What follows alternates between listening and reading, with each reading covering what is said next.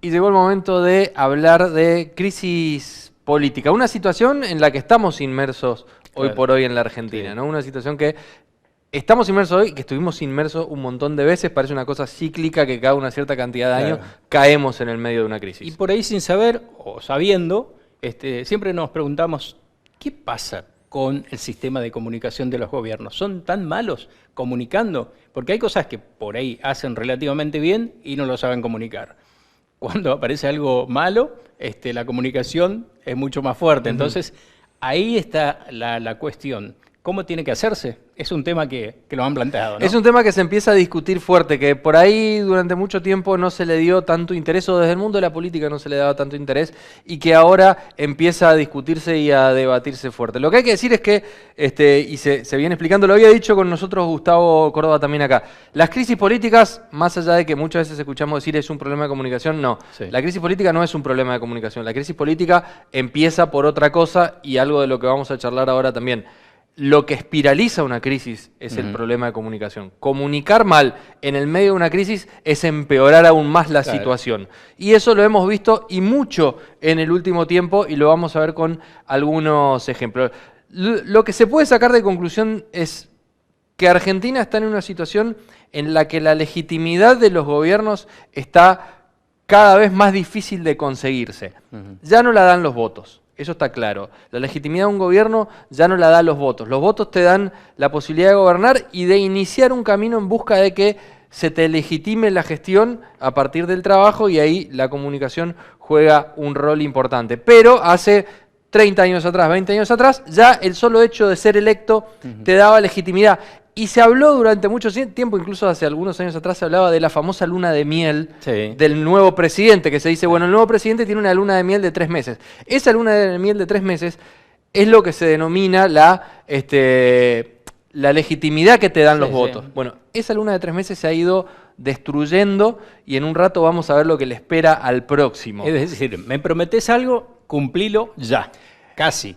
Eso es lo que se viene. Claro. Antes era, me prometiste algo, yo te voté, bueno, te doy 3 meses para que vos me demuestres que lo vas a hacer. No, en este gobierno anterior le daban año y algo y medio y tranquilo. Bueno, y nada. algo de eso hay, Ajá. algo de eso hay, de cómo se fue, y lo vamos a ver en un ratito, cómo fue a lo largo del tiempo achicándose esa luna de miel y cómo viene Era para un año adelante. de gracia, ¿eh? Era casi un año, es más, Cristina, le adelanto lo que vamos a ver un ratito, Cristina tuvo 4 años de gracia en su primer gobierno. Claro, sí. Por la cantidad de cosas que pasaron, que le pasaron a ella en lo personal, pero también que de errores de gobierno, fueron casi 4 años en los que tuvo la posibilidad de legitimarse, y de hecho consigue la reelección a partir de esa legitimación que había conseguido. Y después empieza a ponerse difícil la cosa, y ese tiempo, a partir del segundo mandato de ella, empieza a achicarse cada vez más, y le regalo lo que le espera al que viene.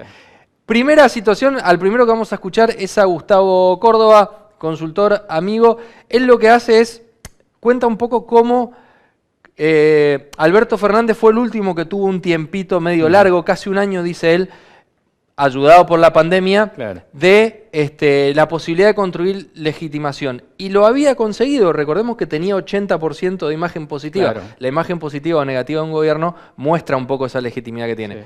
Lo había logrado, ¿cómo? A partir de consenso. Consenso que no es estar de acuerdo, dice él. Consenso es poder ponerse de acuerdo no en todo, sino en cosas básicas, que es un poco lo que pide la gente, ¿no? No el escándalo. Bueno, lo había conseguido y lo rompió. Y eso se ve muy bien en los números, y eso nos muestra Gustavo Córdoba.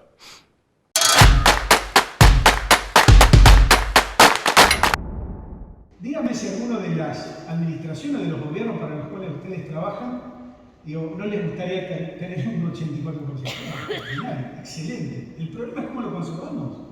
Acá está el punto que de alguna manera quiero dejar planteado, porque la legitimidad dada a partir de una elección se tiene que trabajar, se tiene que construir esa legitimidad en consenso. De hecho, estamos hablando del construccionismo, ¿no? de cómo el lenguaje genera significados que nos permiten convencer a esa mayoría, porque hay un concepto erróneo, ¿no? Quizás los argentinos pensamos que consenso es que el 100% tiene que estar de acuerdo. No hay nada más equivocado en esa idea. Consenso es ampliar esos márgenes. Necesitamos opiniones mayoritarias, sí, pero no necesariamente tiene que ser del 100%, no tiene que estar no tiene que haber unanimidad en torno a una idea democrática de cómo se gestiona el Estado. Sí tiene que haber mayorías. Y ahí es donde la mayoría de nuestros gobiernos quizás fracasan.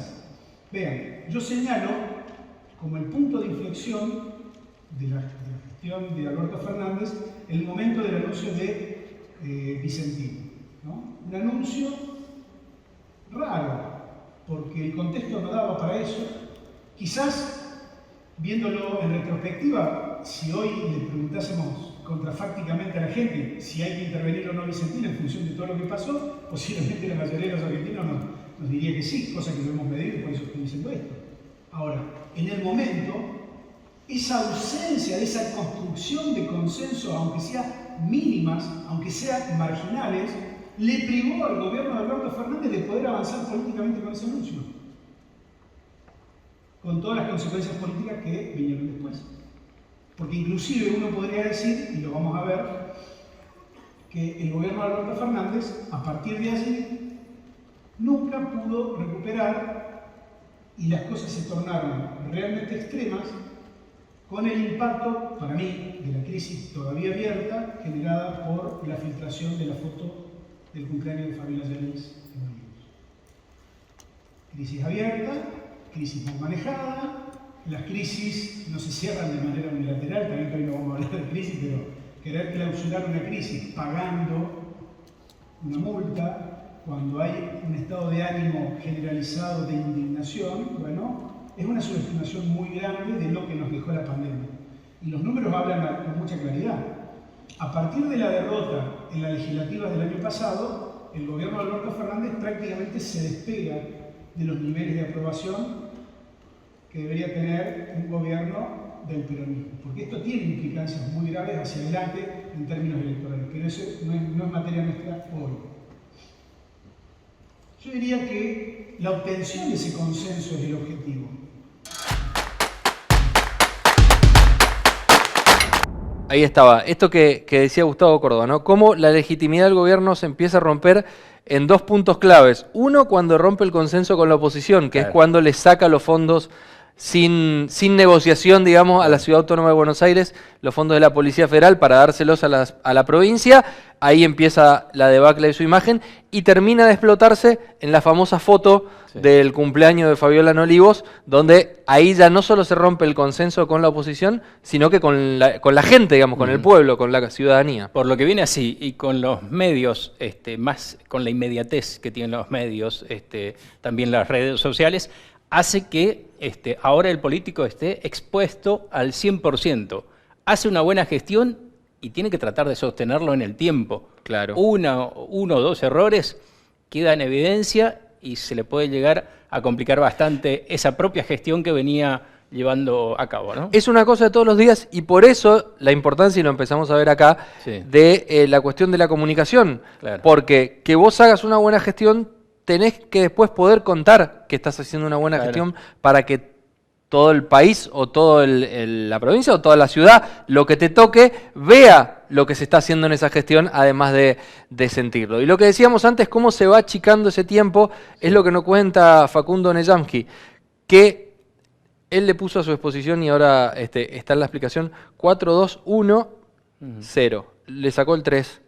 Porque 4 fueron los años que tuvo Cristina de tiempo, 2 fueron los años que le dio la ciudadanía a Macri para esperarlo, y ahí empezó la debacle. 1 año tuvo Alberto, y no va a tener tiempo el que viene. Lo escuchamos.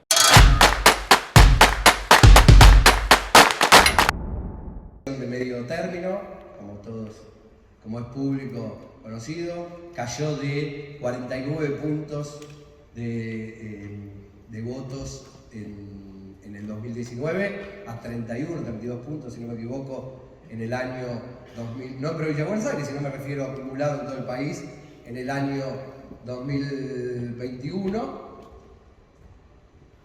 No quiero especular sobre las posibilidades de que el peronismo relija o no relija, gane o no gane, simplemente lo que digo es la sociedad le cortó el crédito mucho antes que a Cristina ni hablar, mucho antes que a Macri ni hablar, no le dejó ni ganar la elección de medio término, y esto presenta un escenario muy complejo para el gobierno que viene. Fíjense este cuadro que nosotros lo acabamos de sacar recién. Pensando en las elecciones a presidente 2023, ¿usted prefiere qué? Fíjese, el acumulado entre los dos principales partidos, las dos principales coaliciones que han gobernado la Argentina en los últimos años, suma apenas 53%. Y que gobierna un partido político nuevo, que la gente no tiene idea de qué podría tratarse ese partido político nuevo, aunque algunos podrían decir, bueno, es Milei, pero Milei tampoco tiene 40 puntos de intención de voto, es de un 38%. Es decir, la sociedad está enojada, disgustada, y yo tiendo a pensar, todavía no tengo las respuestas, pero que el consenso post-convertibilidad, el consenso de salida de la convertibilidad está hecho trizas. ¿Sí? No existe más. Eso no quiere decir, por eso hay que tener cuidado, con cierta fantasía que cree que la gente entonces quiere volver a los 90. No es instantáneo. ¿Sí? Y aparte, además, la sociedad no es un todo homogéneo, ni tiene tan claro un programa de gobierno en la cabeza, ¿no? Pero sí es probable, casi como una reacción lógica, que si el péndulo estuvo muy hacia la izquierda durante mucho tiempo, se corra un poquito hacia el centro y hacia la derecha en la etapa que viene. ¿Qué es lo que viene?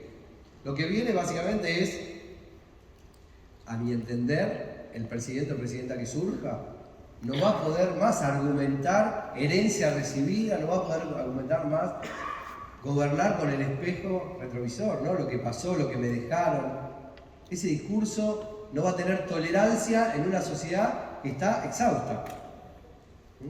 Los resultados se van a pedir mucho más rápido, pero ¿es el resultado que pide la sociedad que baje la inflación de 100 a 0 en un mes? ¿Es eso lo que pide la sociedad? ¿O la demanda de la sociedad pasa porque le muestren un norte, un lugar hacia el cual nos dirigimos? La esperanza de que si vamos hacia determinado lugar, entonces nuestros problemas de a poco se van a ir resolviendo. Yo creo que la sociedad demanda más eso que soluciones mágicas. Lo que pasa que para hacer eso, la construcción por parte de la política y del gobierno es mucho más difícil y mucho más compleja. En principio no es un tema de marketing político, no es un tema de veo que las encuestas, la sociedad se inclina más hacia la derecha, entonces digo que se acabó el populismo light. No es tan sencillo. Eso te puede servir para ganar una primera vuelta, para ganar un balotaje, incluso para llegar a ser presidente, pero no para gobernar un país que necesita un gobierno que no se base en su legitimidad electoral, sino que se base en la legitimidad de gestión. Y cuando digo gestión no estoy diciendo administración, de gestión política. Una fuerza política que construya una coalición de gobierno más amplia que su coalición electoral, que pueda construir consensos para llevar adelante un programa de gobierno y sobre todo que pueda hacer que esos consensos sean apropiados por parte de la sociedad. Yo cuando estudié, cuando hice la maestría en políticas públicas, leíamos siempre un texto de Peter Evans que hablaba de autonomía enraizada, ¿no? Que era que el poder del Estado no viene de su autonomía, sino que viene de poder movilizar los recursos de la sociedad y tomar decisiones movilizando esos recursos. Era una mirada más burocrática, más administrativa, pero creo que la idea de mito de gobierno, en el sentido que la sociedad se apropia de la comunicación que un gobierno realiza sobre las acciones que está llevando adelante y también de esa manera empuja hacia esa dirección, me parece que es muy interesante para pensar cuál es el principal desafío o los principales desafíos, por dónde pasan los principales desafíos que tiene el próximo gobierno.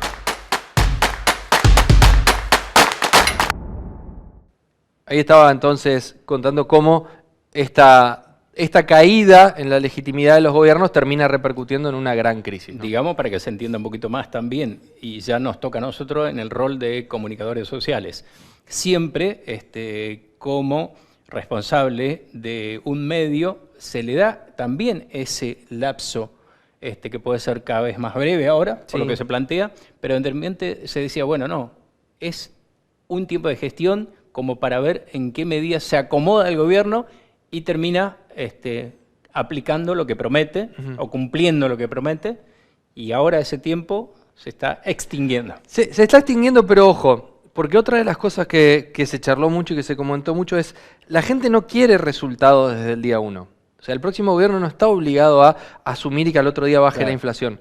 Sí, lo que está obligado a hacer es asumir y convencernos, en serio, de que no fue todo palabrerío lo que hizo, sino mostrar que desde el día 1 empieza a trabajar para resolver ese problema que prometía resolver. No quiere decir que está obligado el próximo presidente a, en 3 días, resolver la inflación. Sí está obligado a, desde el día que asume, demostrar que todo lo que dijo que iba a implementar para que en el tiempo la inflación baje, por ejemplo, por poner la inflación, lo hace desde el día 1. Y no que en campaña trabajó una cosa y cuando asumió, al otro día ya está haciendo todo al revés. Claro. Y bueno, y lo vamos a esperar porque hay que esperarlo de un nuevo presidente. No, no se lo va a esperar. Dice, la sociedad ya no tiene ganas de esperar. Yo le añadiría una sola cosa. Es porque, en realidad, en el país no tenemos una política de Estado en casi ningún ámbito. Bueno. Porque si fuera una política de Estado que se mantiene a pesar de los diversos colores de gobierno que viene o de quien asuma como titular del Ejecutivo, es continuidad. Acá no se da continuidad. El que llega destroza lo que hizo el anterior, el siguiente hará lo mismo y así no avanzamos. A eso es a lo que se refería Gustavo Córdoba en el primer video cuando hablaba de consensos. O sea, consensos es tener políticas de Estado. Saber que hay temas en los que las fuerzas políticas se han puesto de acuerdo, temas determinados, puntuales, en los que se va a seguir un rumbo y se va a tratar de buscar una solución en pos del bien de toda la ciudadanía. Y todo esto, y ya para ir cerrando, esta parte fue larguísima, fueron 2 días y se habló un montón de cosas, nosotros tratamos de resumirlo un poco. Todo esto cierra en la necesidad de empezar a contar y a informar bien lo que se está haciendo, y eso es lo que propone trabajar Mario Riorda, reconocidísimo consultor político a nivel latinoamericano, investigador en la cuestión, que también él plantea una nueva forma de pensar la comunicación del gobierno, y él dice, ojo, no es joda. Con la comunicación de gobierno no se jode, y en esos términos lo dice, porque justamente lo que venimos diciendo, toda la construcción de esa legitimidad necesaria para poder gobernar se puede generar y se puede conseguir a través de una buena comunicación, y así lo plantea Riorda.